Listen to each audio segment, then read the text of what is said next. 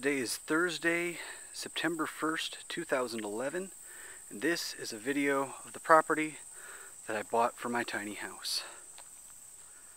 It was it's about 3.8, almost 4 acres.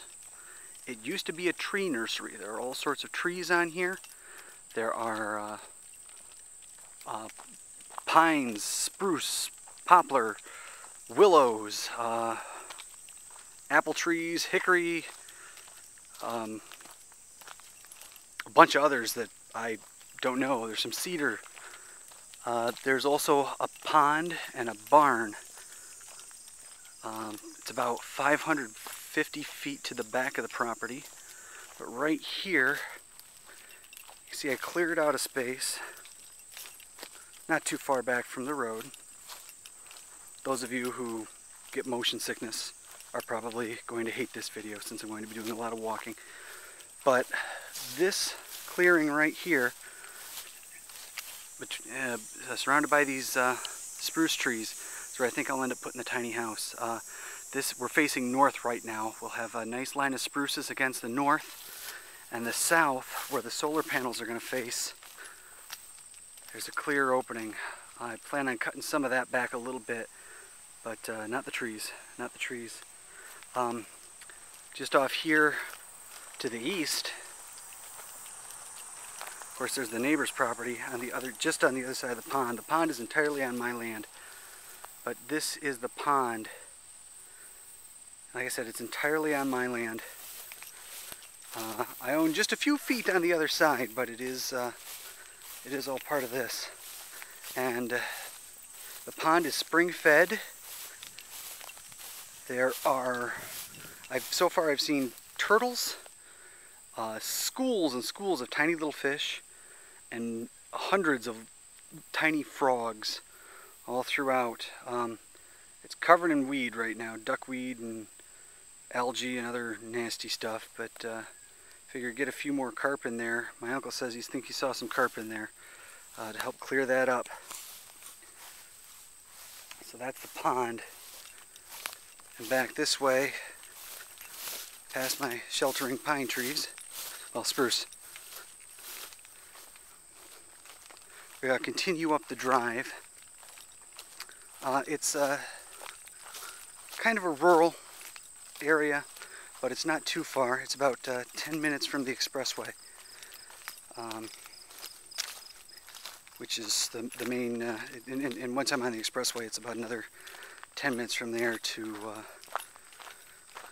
the big city area. But there is a pretty decent sized community with all the needs, like large grocery stores. There's a market not too far actually, but any grocery stores, grocery chains rather, and home improvement stores and stuff like that are just about 10 minutes away. Up here, it's hard for me to see on this tiny little screen. There, of course, is my truck. And here's the barn that came on the land. It's in pretty decent shape. There are a couple of holes where my uncle says he thinks porcupines have been burrowing through. It's got the slide open doors. It even comes with a warning, no trespassing sign. Awesome. Inside, I already took the toolbox out of my truck, and I got a little a mower, a gas mower, and a trimmer because I need to do quite a bit of work. But this is the barn. See, there's another little hole there, a porcupine hole, he says, and that probably did nothing but show a big glare. But behind the barn, the land goes back even further. There are wild grapes. I think my dad said he saw some raspberries out here.